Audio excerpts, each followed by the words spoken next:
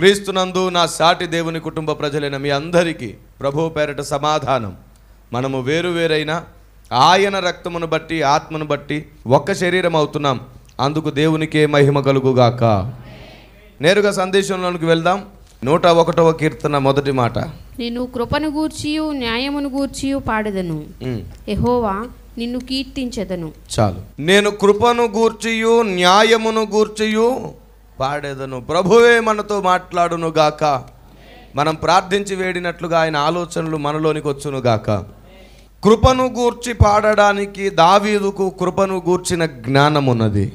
ఎవరైనా ఎవరిని గూర్చైనా ఒక విషయం గూర్చి పొగడాలి అన్నా, చెప్పాలి అన్నా, అతన్ని ప్రశంసించాలి అన్నా, అతడు చేసిన వాటిని గూర్చినటువంటి అవగాహన ఉండాలి. దేవుని కృపను గూర్చి పాడడము వేరు, దేవుణ్ణి గూర్చి పాడడము వేరు అని నేను అంటున్నాను. ఈరోజు కృపలోని కాఠిన్యాన్ని చూస్తాం, విశ్వ న్యాయాన్ని కూడా చూస్తాం. భక్తుడు కృపను గూర్చి పాడాల్సినంత విశిష్టత కృపలో ఏముందో కూడా చూద్దాం. ఎప్పుడు వినని మరో కోణాన్ని మనం ఇప్పుడు సందర్శిద్దాం. ఆమేన్. కృప చూపడము వేరు, దయ చూపడం వేరు. కానీ రెండు ఒకేలాగు కనిపిస్తాయి. ఎలాగూ?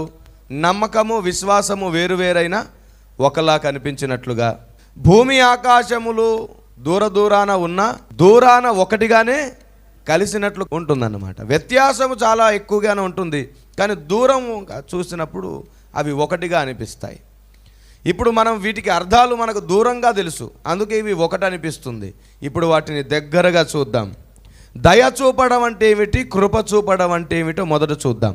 దయ చూపించడం అంటే ఏమిటంటే, ఏదైనా ఒక తప్పు నీవు చేస్తే దాన్ని క్షమించి దానికి సంబంధించిన శిక్ష నీకు కానీ లేదంటే క్షమించిన వాడు భరించడం కానీ జరగదు. దానిని ఏమంటారు? దయ అంటారు. దయ చూపించే సమయంలో న్యాయ నిర్ణేత ఏమీ జరగదు. దయ చూపించినప్పుడు సత్యమును గూర్చినటువంటి మాటలు ఏమీ ఉండవు. ఎవరిది న్యాయం ఎవరిది అన్యాయం అనే తీర్పులు. దయ చూపించే టైంలో తీర్పు ఉండదు, దయ చూపించే టైంలో న్యాయం ఉండదు. కానీ కృప చూపించాల్సి వస్తే మాత్రం న్యాయ పరిశీలన కావాలి, సత్య పరిశీలన కావాలి. సత్యం ఏంటో న్యాయం ఏంటో చెప్పాలి. దేవుడు మనకు దయ చూపేనా కృప చూపేనా? రెండూ చూపాను. కానీ అంతకంటే ప్రాముఖ్యంగా చెప్పుకోదగినది ఏమి చూపాను? కృప చూపాను. Praise the Lord. దయ మాత్రమే కాదు, కృప చూపించాడు. అన్నిటికంటే ముఖ్యంగా కృపే. కృప మనకు ఫ్రీడమ్ ఇస్తుంది, కాదని కాదు, స్వేచ్ఛనిస్తుంది. కానీ విచ్చలవిడిగా బ్రతకనివ్వదు. స్వేచ్ఛనిస్తూనే క్రమం చూపిస్తుంది, ఖచ్చితత్వంగా ఉండమంటుంది. కృప మనల్ని విడిచిపెడుతుంది అనుకుంటున్నారేమో. కృప ఉన్న చోట పాపము ఉండకుండా న్యాయం రూల్ చేస్తుంటుంది. ఎవరు కృప పొందుతారో వారి మీద దేవుడి అధికారం ఉంటుంది. రూల్స్ అండ్ రెగ్యులేషన్స్ వారికి అప్లై అవుతాయి. కానీ దయ పొందిన వారి విషయంలో అలాగ లేదు. వాడికి ఏ రూల్ ఉండదు, వాడికి నచ్చినట్టు వాడు బతకొచ్చు. ఒక మాటలో చెప్పాలంటే, దయ పొందిన తర్వాత నీ సమస్యకు నీకు పరిష్కారం ఉండకపోవచ్చు, అది మరలా రిపీట్ అవ్వచ్చు. దయ శాశ్వత పరిష్కారం కాదు, కృప శాశ్వత పరిష్కారాన్ని ఇస్తుంది. Praise the lord. కృపను గూర్చిన జ్ఞానం కలిగిన భక్తుడు మాట్లాడుతున్నాడు. నేను కృపను గూర్చి పాడుతానని ఒక మాటతో అనలేదు, ఇంకో మాట అన్నాడు. చూడండి, నేను కృపను గూర్చియు. అది సంగతి. కృపను గుర్తు చేసుకోవాల్సి వస్తే ప్రతి సందర్భంలో న్యాయాన్ని కూడా జ్ఞాపకం చేసుకోవాల్సిందే. న్యాయం లేకపోతే కృప లేదు, కృప లేకపోతే న్యాయం లేదు. Praise the lord. మీకు అర్థం అవడానికి, మనం ఏదైనా ఒక పాపం చేసామనుకోండి, పాపం జరిగితే దానికి ఖచ్చితంగా శిక్ష ఉండాలి అనేది ఏ న్యాయం? అది విశ్వన్యాయం. ఎందుకంటే మనం పుట్టకముందే, భూమి పుట్టకముందే, దేవుడు ఇంకా భూమిని చేయకముందే అప్పటికే ఎందరో దేవదూతలకు దేవుడు శిక్ష వేశాడు. అవునా కాదా? మానవుడు భూమి మీద చేయబడక మునిపే కెరూబు సాతానుగా మారి పడవేయబడ్డాడు. తనను పాతాళ లోకంలోనికి తీసుకొని వెళ్ళి బంధించడానికి వెళ్ళినప్పుడు చాలామంది సింహాసనం మీద నుండి లేచి ఏమన్నారు? నీవు మా వంటి వాడవైతివా అని అన్నారు. అప్పటికే చాలామంది అక్కడ శిక్షింపబడుతున్నారు. విశ్వన్యాయము ముందే ఉంది, తప్పుకు శిక్ష ఉండాల్సిందే అనేది దేవుడు నిర్ణయించినటువంటి న్యాయం. అదే నిజమైతే అన్ని ప్రపంచాలకు విశ్వన్యాయం ఒకేలాగుంటుంది. ఎక్కడ తప్పు జరిగిన శిక్ష ఉండాలి. దయ అనేది ఏంటంటే కొంతకాలం విడిచిపెట్టడమే. ఇప్పుడు ఒక వ్యక్తి అరెస్ట్ అయ్యాడు, అతనికి బెయిల్ వచ్చింది. అదేంటో తెలుసా? దయ. కృప కాదండోయ్, అది దయ. ఎందుకో తెలుసా? జస్ట్ బెయిల్ మాత్రమే ఇవ్వబడింది, కేసు ఇంకా కొట్టివేయబడలేదు. కేసు ఇంకా నీ మీదే ఉంది. ఎప్పుడైతే ఆ కేసును గురించి మరలా అధికారులు బయటికి తీయాల్సిన విషయాలు తీస్తారో అప్పుడు మరలా నిన్ను పిలిపిస్తారు. ఒకవేళ నిజమైతే నీ బెయిల్ కొట్టివేయబడుతుంది, మరలా నువ్వు లోనికి వెళ్తావు.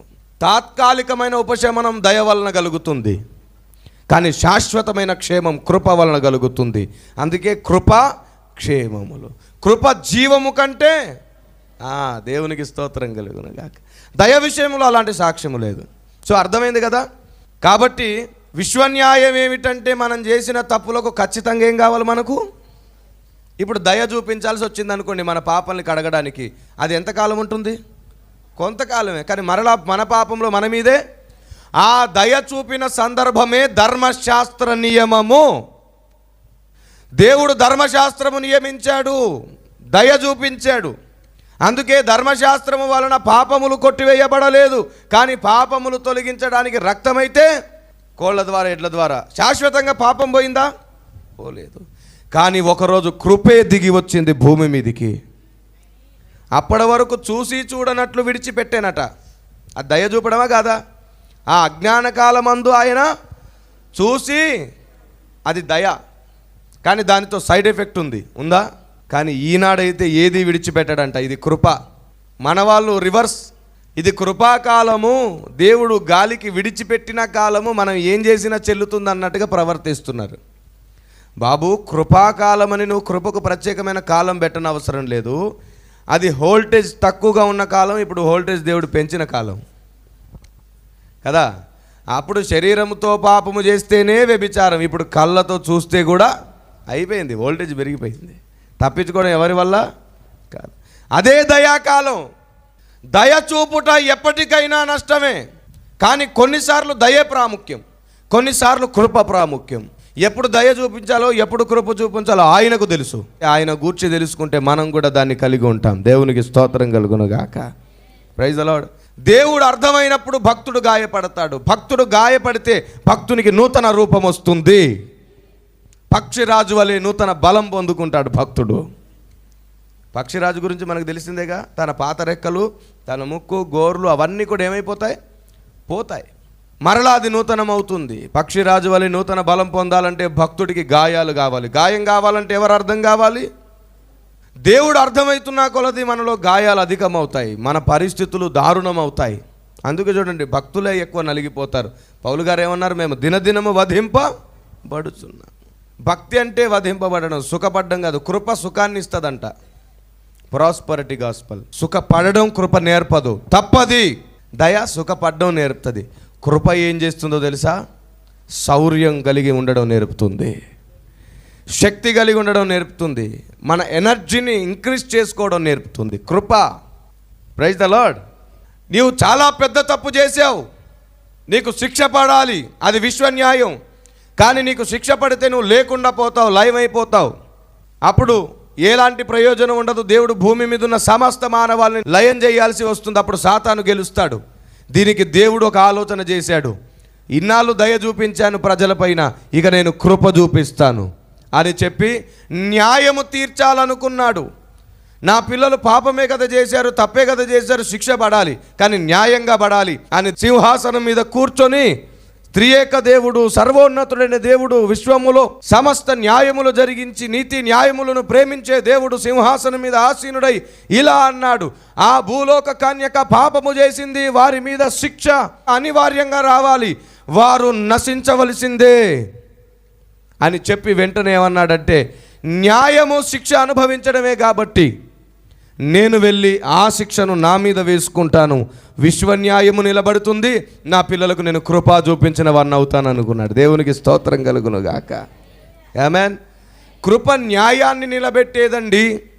అందుకే మన మీదికి రావాల్సిన శిక్ష తన మీద వేసుకుంది. ఇప్పుడు ఏమేమి నిలబడ్డాయి? న్యాయం నిలబడింది, కృప నిలుచుంది. Praise the Lord. ఆమేన్. చూడండి, కొంచెం ముందుకు వెళ్దాం. మనం అందరం 99వ కీర్తన 8వ మాట చూడండి. యెహోవా మా దేవా, నీవు వారికి ఉత్తరం ఇచ్చితివి, వారి క్రియలను బట్టి ప్రతీకారము చేయుచునే వారి విషయంలో నీవు పాపము పరిహరించు దేవుడవైతివి. Praise the Lord. ఎంత అద్భుతమైన మాట. యెహోవా మా దేవా, నీవు వారికి ఉత్తరం ఇచ్చితివి, వారి క్రియలను బట్టి ప్రతీకారము చేయుచూనే వారి విషయంలో నీవు పాపములను ప్రతీకారము చేస్తూ పాప పరిహారం ఎలా జరిగింది? ఒకవైపు విశ్వ న్యాయముతో భూలోకం మీద ప్రతీకారం తీర్చుకున్నాడు దేవుడు, అదే టైంలో మన పాపాలకు ఆయనే పరిహారం చెల్లించాడు. ప్రతీకారం ఆయనదే, పరిహారము ఆయనదే. బ్రతికిపోయింది మాత్రం మనం. Praise the lord. ఇక సైడ్ ఎఫెక్ట్ లేదు, ఎందుకంటే పాపము లేదు, శిక్ష లేదు. కృప ఎలాంటిదంటే నీ మీదున్న కేసు విషయంలో పూర్తి విచారణ చేసేసి నీవు చనిపోయావు అని నీ కేసు కొట్టేసింది. ఆ ప్లేస్లో తను చనిపోయింది. ఎందుకంటే చనిపోయావనే మాట రాసేసింది కదా, అది అబద్ధం అవ్వకూడదని. కేసు ఎప్పుడు కొట్టివేయబడుతుంది? ఒక వ్యక్తి విషయంలో కొట్టివేయనాశక్యమైన కేసు, అది తొలగించడం సాధ్యమయ్యే అవకాశమే లేదు, కానీ కొట్టివేయాలి. అలా జరగాలంటే ఆ వ్యక్తి చనిపోయి ఉండాలి, అవునా కాదా? ఆ వ్యక్తి చనిపోతే ఇంకా కేసు ఉండనే. అందుకని దేవుడు ఈ భూలోక కన్యక చనిపోయింది అని రాశాడు, కానీ అది అబద్ధం అవ్వకూడదని ఆయనే దిగి వచ్చాడు తండ్రికి లోబడి. ఆ మరణమును తను భరించాడు. ఎందుకంటే భూలోక కన్యక చనిపోయిందని చెప్పాడు. భూలోక కన్యక ఏ శరీరంలో ఉన్నది? మాంసయుత శరీరములో ఉన్నది. కానీ ఆయన ఏ శరీరంలో ఉన్నాడు? మహిమ శరీరములో ఉన్నాడు. అందుకే ఈ శరీరములో పాలివాడయ్యాడు. దేవునికి స్తోత్రం కలుగునుగాక. ఈ శరీరములో పాలివాడై ఏ భూలోక సంఘ కన్యక అని అన్నాడు, అదే సంఘ కన్యకలో పాలిభాగస్తుడై ఆ శిక్షనంతటిని తన మీద మోసుకొని తాను రాసిన ఆ శాసనాన్ని పూర్తిగా ముగించేశాడు. కేసు కొట్టివేయబడింది, కృప వల్ల జరిగింది. అది కృప. కృప ఉన్న చోట నీతి న్యాయాలు ఉంటాయి. ఈనాడు చాలా కుటుంబాల్లో నీతి న్యాయము ఉండట్లేదు, చాలా వ్యక్తిత్వాల్లో నీతి న్యాయము, కానీ వారు అద్భుతాలు పొందుతున్నారు, వారు కృపావరాలు పొందుతున్నారు, వారు దేవుణ్ణి అడిగి ఆశ్చర్యమైనవెన్నో పొందుతున్నారు. వారికి దేవుని మేలు కొదువై లేదు. కారణం ఏమిటి? వారిలో నీతి న్యాయం లేదు, వారు సత్యవాక్యం కోసం బ్రతకట్లేదు, కేవలం ఆశీర్వాదాల కొరకే ప్రార్థనలు చేసి బ్రతికేస్తున్నారు. అయినా సరే వారికి సమస్తం కలగడానికి కారణం ఏమిటో తెలుసా? దేవుని దయ. దేవుని దయ వలన వారు బ్రతుకుతున్నారు, అంతే. కృపే యాక్షన్ తీసుకుంటే ఒకరోజు గొర్రెలు వేరైపోతాయి, మేకలు వేరైపోతాయి. కృప ఉన్న చోట నీతి న్యాయం ఉంటుంది. నీతి న్యాయం ఉందంటే ఖచ్చితత్వం ఉంటుంది, అక్కడ సత్యము నిలుచుంటుంది. దేవునికి స్తోత్రం కలుగునుగాక. సత్యం ఒక చోట నిలుచుంది అంటే ఖచ్చితంగా నీతి న్యాయములు అక్కడ ఉందని అర్థం. మీకేమి తోచుచున్నది? నీతి న్యాయములు అంటే పర్సనల్ డెవలప్మెంట్లో ఉన్నటువంటి క్రమములు, పద్ధతులు అనుకుంటున్నారా? నీ నీతి నా నీతి కాదు. దేవుని నీతి మనలోనికి రావాలి అంటే మన పర్సనల్ డెవలప్మెంట్ కాదు, విశ్వములో ఉన్నటువంటి దేవుని హృదయ ఆలోచనలు మనం ఎరగాలి. అప్పుడు సత్యం కూడా ఉంటుంది. అందుకే ఏమన్నాడు? మనుషుడా, నీ నీతి క్రియలు దేవుని దృష్టికి మురికి గుట్టలు.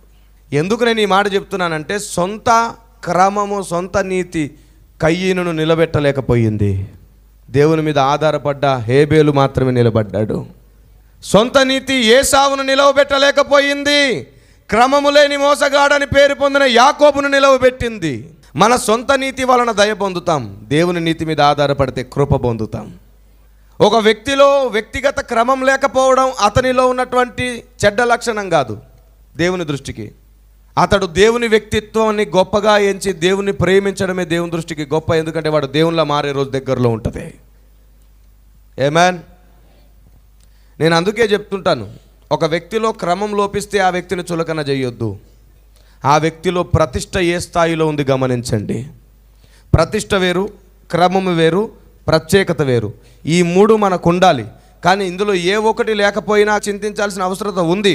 కానీ ప్రతిష్ట ఎక్కువగా ఉన్న రోజున క్రమము, ప్రత్యేకత లేకపోయినా అవి కలిగి తీరుతాయి.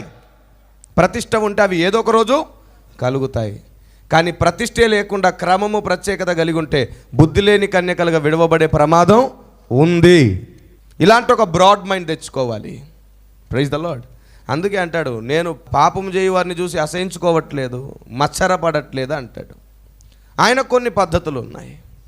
దేవుని పిల్లలారా, ఈ భూమి మీద బ్రతుకుతున్న దినములన్నిటిలో కూడా దేవుని ఆలోచన విధానం, దేవుని క్రమం మనలో ఉండాలి. కాబట్టి కృప మనల్ని ఏం చేస్తుంది? నీతిగా, న్యాయంగా ఉండేటట్లు చేస్తుంది. ఏ నీతి న్యాయం అది? దేవుని నీతి. అందుకే రోమాపత్రికలో ఏం రాయబడింది? ఆయన నీతి ధరించుకుంటేనే మనం నీతిమంతులం. Praise the Lord. ఆమేన్. కాబట్టి దయ అనే మాటకు మీనింగ్ మనం అనుకున్నది కాదు. వినండి, లోకమందరూ వినండి, మనం అనుకున్న అర్థాలు కావు. దయ తాత్కాలికమైనది, కృప శాశ్వతమైనది. అందుకే నీ కృప నిరంతరం ఉండనన్నాడు, కానీ నీ దయ నిరంతరం ఉండనన్నాడా? అది టెంపరరీ మాత్రమే. Praise the lord. కాబట్టి గుర్తుంచుకోండి, కృప పొందుట అనగా న్యాయముగా బ్రతుకుట. ఎవరు న్యాయంగా బ్రతకడానికి ఇష్టపడుతున్నారో మీ ఎడల కృప నిత్యము ఉంటుంది. ఎక్కడ న్యాయము నీతి ఉండదో ఆ సంఘాలలో, ఆ వ్యక్తుల్లో, ఆ కుటుంబాల్లో కృప నిలిచి ఉండదు. వారు కృపను పోగొట్టుకుంటారు, బుద్ధి లేని కన్యకలుగా విడవబడతారు. ఈరోజు సంఘాల్లో, కుటుంబాల్లో అడిగినవన్నీ దొరుకుతున్నాయంటే కేవలం దేవుని దయ వలన మాత్రమే. కృప నిరంతరం నిలవాలంటే మాత్రం ఖచ్చితంగా నీకేం కావాలి? నీతి న్యాయములను వెంబడించటం జరగాలి. నీతి న్యాయంగా నువ్వు ఉండాలనుకుంటే సత్యం ఎక్కడుంటే అక్కడ ఉంటావు, తప్పదు. సత్యం ఎక్కడుంటే అక్కడ ఉండాలి అంటే అది ఎంత దూరమైనా సరే, ఎంత భారమైనా సరే ఓర్చుకుంటావు. దేవుని సత్యం కోసం బ్రతికి సాధిస్తావు. Praise the lord. కాబట్టి కృప పోగొట్టుకునేవారు బైబిల్ ప్రకారంగా ఉన్నారా లేదా? కృప ఎవరిని విడిచిపెట్టిపోతుందో వాడికి రక్షణ లేదు. కాబట్టి ప్రభువా, నీ ఆత్మను నా యుద్ధ నుండి తీసివేయకు, నీ కృపను నా యుద్ధ నుండి తొలగించకు అని మనం అందరం ప్రార్థించడం ఎంత ప్రాముఖ్యమో. కృపను కాపాడుకోవాలంటే నువ్వు కేవలం దాన ధర్మాలు, నీతి క్రియలు చేస్తే కాదు, లేఖనములు నీలో నెరవేరుటట్లు ప్రతిరోజు బ్రతకడం నేర్చుకో. Praise the lord. నీతి న్యాయములు నీలో జరిగితే కృప నిన్ను విడిచిపెట్టదు, నిన్ను అనేకులకు ఆధారంగా మారుస్తుంది కృప. ఆమేన్. గుర్తుంచుకోండి, మరలా చెప్తున్నాను, ఈనాటి మేలులు పొందుతున్న సంఘాలు, వ్యక్తిగతంగా మేలులు పొందుతున్న కుటుంబాలు దయ వలన మాత్రమే పొందుతున్నారు. మీ నోట్లో నీతి న్యాయముల ప్రస్తావన లేదు, మీ బ్రతుకులో సత్యస్థాపన లేదు గనుక మీరు కృపను పోగొట్టుకునే ప్రమాదం ఉంది. ప్రతి సంఘానికి దేవుని హెచ్చరిక. చివరి దినాల్లో ఉన్నాం, లేఖనానికి న్యాయం చేయండి. నాకు న్యాయము తీర్చమని లేఖన క్రీస్తు చెప్తున్నాడు. లేఖనానికి న్యాయమైన వాక్యానం చేయండి. లేఖనం విషయంలో న్యాయం చేయండి. నీతి న్యాయములు చేయండి. నీ ఎదుటివాడికి న్యాయము చేయండి. ఎక్కడ న్యాయం ఉంటుందో అక్కడ కృప ఉంటుంది. ఎక్కడ కృప ఉంటుందో అక్కడ సత్యము కూడా ఉంటుంది. 115వ కీర్తన మొదటి మాట. మాకు కాదు యెహోవా, మాకు కాదు, నీ కృపాసత్యములను బట్టి నీ నామమునకే మహిమ కలుగును. Praise the lord. దేనిని బట్టి దేవునికి మహిమ కలుగును గాక? కృప సత్యము. ఈరోజు పెద్ద విషయం చెప్పాలనుకుంటున్నాను. దేవుడు నేను ఒక్కడినే అన్నవాడు 3 భాగాలు ఎందుకు అయ్యాడో తెలుసా? సమీపించరాని తేజస్సులో ఉన్నటువంటి తండ్రిలోని ఒక అఖండ ప్రతిరూపము బయటికి వచ్చింది. ఆ అఖండ ప్రతిరూపములో నుండి మరో 2 ప్రతిరూపములు బయటికి వచ్చాయి. ఇప్పుడు తండ్రిలో నుండి ఎన్ని భాగాలు బయటికి వచ్చినట్లు? 3 భాగాలు. ఆయనలోని ఒక ప్రతిరూపం, ఆ ప్రతిరూపంలో మరో 2 ప్రతిరూపాలు బయటికి వచ్చాయి. ఇప్పుడు ఈ ఒక్కొక్క ప్రతిరూపానికి కోటాను కోట్ల ప్రతిరూపాలు ఉన్నాయి. తండ్రి ప్రతిరూపానికి కోటాను కోట్ల ప్రతిరూపాలు, కుమారుని ప్రతిరూపానికి కోటాను కోట్ల ప్రతిరూపాలు, పరిశుద్ధాత్ముని ప్రతిరూపానికి కోటాను కోట్ల ప్రతిరూపాలు. ఇవి ఏ ప్రతిరూపాలు? సమీపించరాని తేజస్సులోంచి బయటికి వచ్చిన తర్వాత ఏర్పడిన ప్రతిరూపాలు. అయితే సమీపించరాని తేజస్సులో ఒక్కడే ఉన్నాడు మరలా.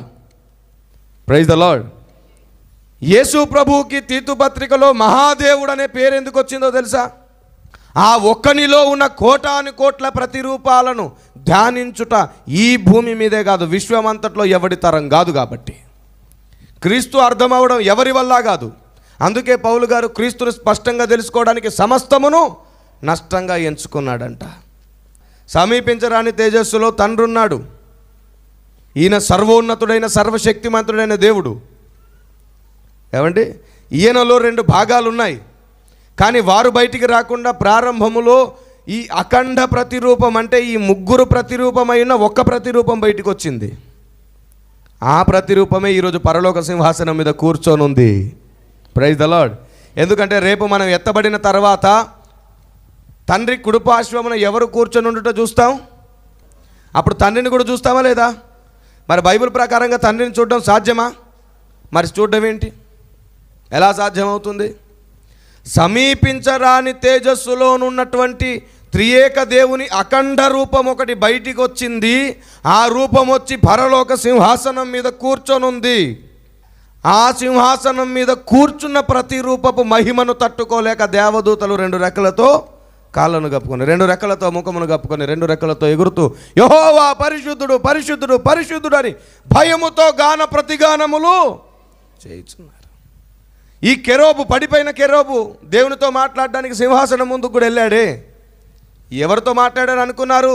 ఈ సమీపించరాని తేజస్సులో నుండి వచ్చిన అఖండ ప్రతిరూపం ఉందే, ఆ ప్రతిరూపంతో మాట్లాడాడు. సమీపించరాని తేజస్సులో ఉన్న దేవునితో ఎవరు మాట్లాడలేరు. అందుకే ఆ మాట ప్రభు చెప్తారు. ఎక్కడ? యోహాను సువార్త 1:18, 5:37 కూడా చెప్తాడు. ఆయనని ఇప్పటివరకు ఎవరూ చూడలేదని చెప్పి విడిచిపెట్టకుండా ఆయన స్వరం కూడా ఇంతవరకు ఎవరూ వినలేదు అంటాడు. తండ్రి రొమ్మున ఆనుకొని ఉన్న అద్వితీయ కుమారుడే ఆయనను బయలుపరచెను.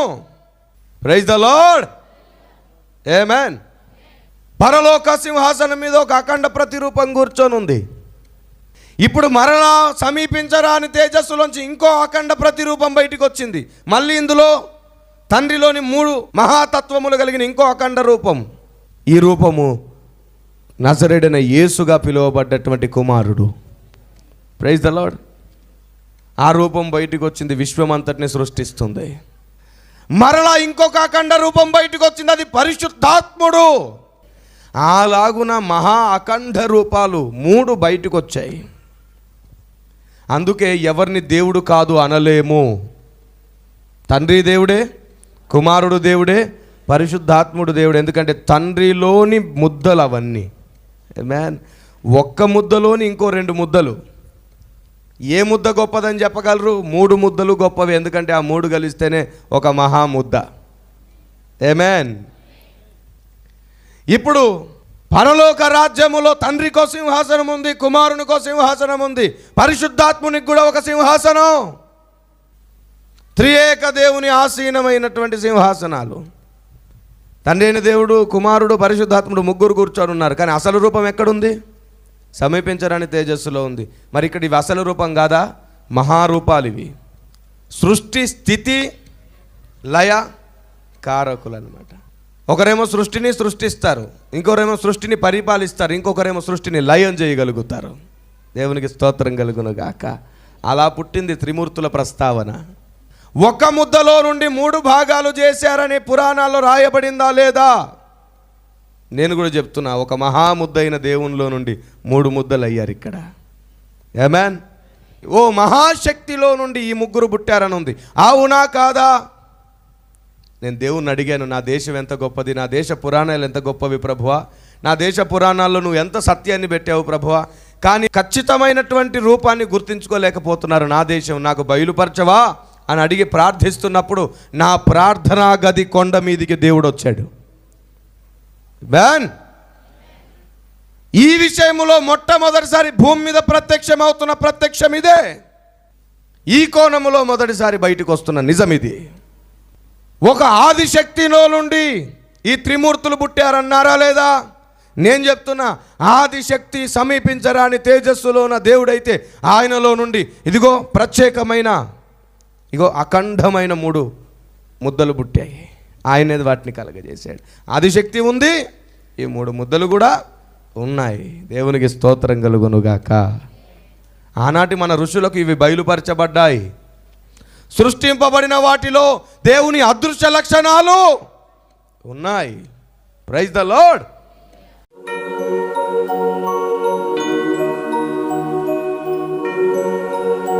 మహాపరిశుద్ధుడైన మా కన్న తండ్రి, నిన్న నేడు ఏకరీతిగా ఉన్న మా ప్రభువా, ఈ భూప్రపంచ ప్రజలందరికీ ప్రభువా నీ సత్యము తెలియనట్లుగా పరిశుద్ధాత్ముడా మీరు దిగిరండి. నీ కార్యము జరుగునుగాక. నీ మహిమ కలిగిన హస్తము ప్రతి ఒక్కరి మీదకి వచ్చునుగాక. మారు మనసును అయా పశ్చాత్తాపమును వాక్య జ్ఞానానుభవమును మీరు అనుగ్రహించండి. ఇంకా అనేక సంగతులు గ్రహింతురుగాక. సంఘములన్నింటినీ నీ చేతికి అప్పగిస్తూ యేసు నామములో అడుగుతున్నాము తండ్రి. ఆమేన్.